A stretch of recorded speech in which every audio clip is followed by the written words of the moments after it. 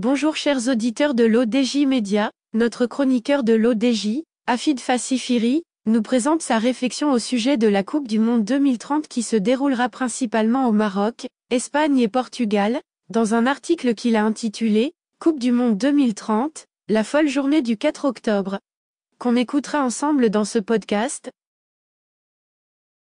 L'auteur entame sa présentation du sujet en disant « L'annonce surprise et inattendue pour la Coupe du Monde 2030 a rempli le pays, tel un immense coup de tonnerre, d'un vent de folie et de joie. »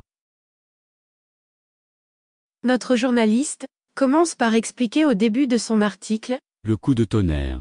Il était prévu que le congrès de la FIFA fasse l'annonce début 2024 du pays organisateur de la Coupe du Monde 2030, et voilà que l'instance du football mondial prend tout le monde de court à travers une annonce tonitruante, qui a eu l'effet d'une bombe. Mercredi 4 octobre, aux environs de 16h, le cabinet royal se fonde un communiqué pour annoncer la bonne nouvelle. L'information se répand rapidement, très rapidement même, comme une traînée de poudre. L'onde de choc est immense, l'écho retentissant tellement la surprise désarçonne les plus sceptiques et en coupe le souffle à plus d'un. Certains n'en croient pas leurs yeux, se renseignent et consultent leur smartphone. Dans les cafés, les discussions s'enflamment, les rues s'agitent et tout le monde se dit que comme c'est Sa Majesté qui prend la peine d'annoncer la bonne nouvelle, c'est que l'affaire est sérieuse et l'information très crédible. D'autres font la sieste et apprennent la nouvelle en allumant leur transistor, avec à l'occasion des stations de radio, qui ont complètement chamboulé leur programme exactement comme après le séisme.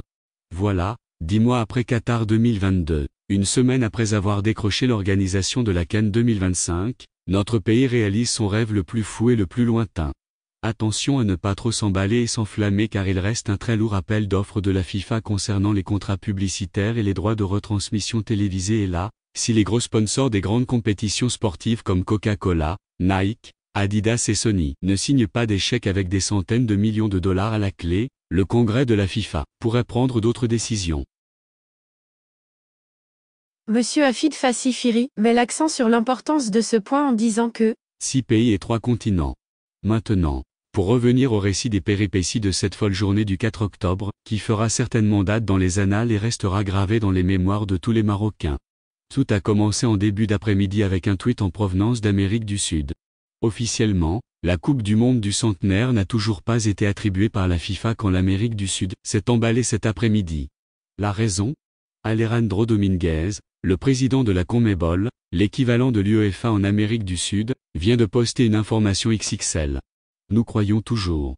La Coupe du Monde du centenaire 2030 débutera là où tout a commencé.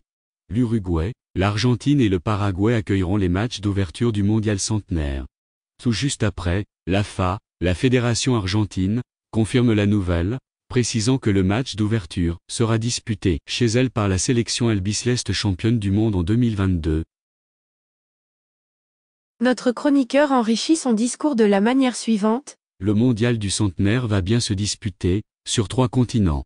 L'Argentine disputera, à domicile, le premier match de la phase de poule du mondial 2030. 2 annonces qui interpellent, même si depuis, la FIFA confirme la nouvelle sur son site officiel. Les choses s'enchaînent très vite. En 2030, la Coupe du Monde de la FIFA réunira 3 continents et 6 pays, invitant le monde entier à se joindre à la célébration du beau jeu, du centenaire et de la Coupe du Monde de la FIFA elle-même.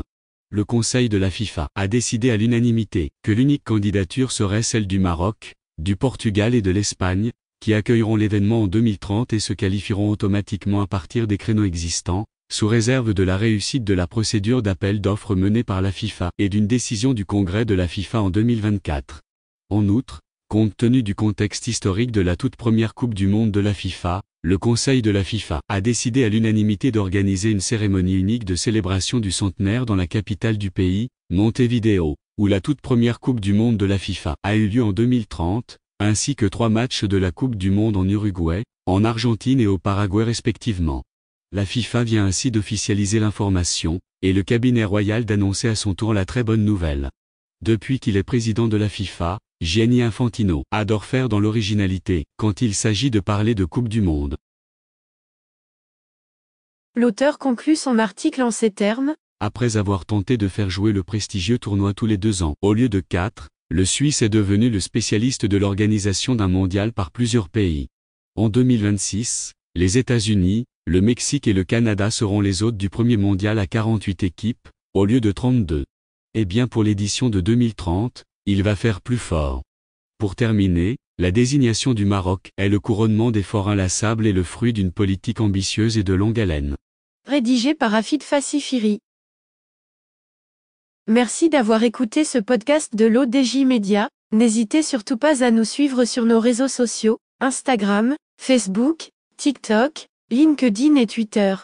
Alors, on se dit au prochain podcast de nos chroniqueurs de l'ODJ, et à très bientôt.